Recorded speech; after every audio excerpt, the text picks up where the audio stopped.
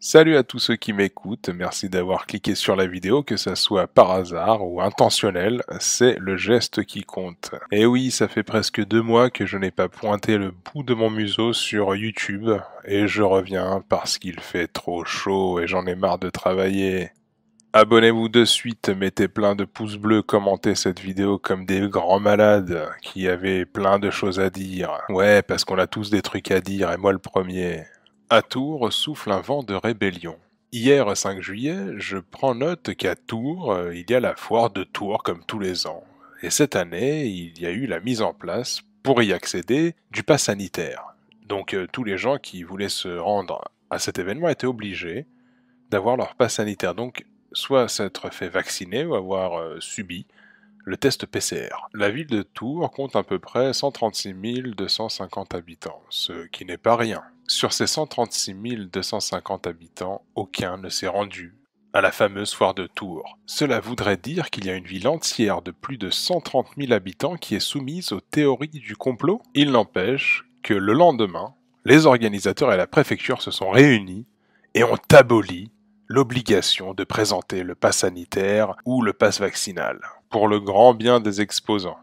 Ils étaient heureux, ils sentaient, disent-ils, un vent de liberté. Un vent de liberté. Enlever son masque, ne pas subir un test PCR ou une injection de substance inconnue, aujourd'hui, est synonyme de liberté. Ouvrez bien vos esgourdes, je vous emmène en terre de liberté, à travers le roman Taras Bulba, écrit par Nicolas Gogol en 1843.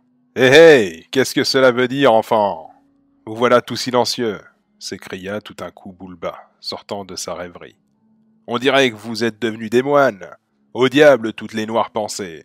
Serrez vos pipes dans vos dents, donnez de l'éperon à vos chevaux, et mettons-nous à courir de façon qu'un oiseau ne puisse nous rattraper. Et les Cosaques, se courbant sur le pommeau de la selle, disparurent dans l'herbe touffue.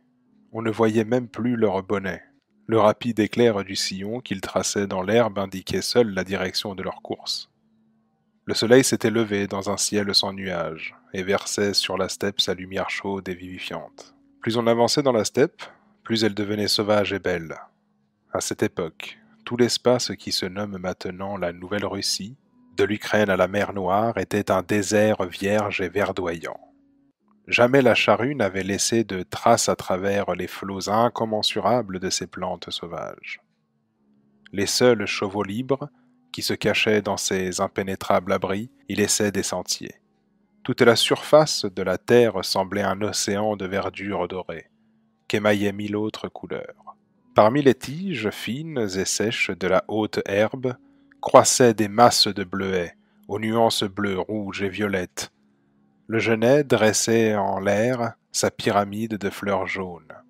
Les petits pompons du trèfle blanc parsemaient l'herbage sombre, et un épi de blé apporté là, Dieu, c'est doux, mûrissait solitaire.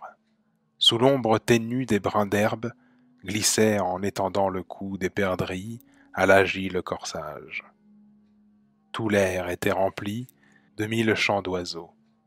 Des éperviers planaient immobiles, en fouettant l'air du bout de leurs ailes et plongeant dans l'herbe des regards avides. De loin, on entendait des cris aigus d'une troupe d'oies sauvages qui volaient, comme une épaisse nuée, sur quelque lac perdu dans l'immensité des plaines. La mouette des steppes s'élevait d'un mouvement cadencé et se baignait voluptueusement dans les flots de l'azur. Tantôt on ne la voyait plus que comme un point noir, tantôt elle resplendissait, blanche et brillante, aux rayons du soleil. Ô mes steppes, que vous êtes belles! Taras Bulba fait partie de mes romans préférés. Ici, j'ai l'honneur de posséder l'édition des maisons Jean de Bonneau, édité pour cet ouvrage en 1974. C'est un livre aussi en lui-même qui représente la liberté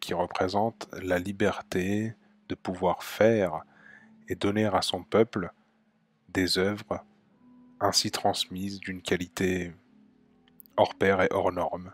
Je vous laisse avec quelques images, avec quelques illustrations de cette édition somptueuse.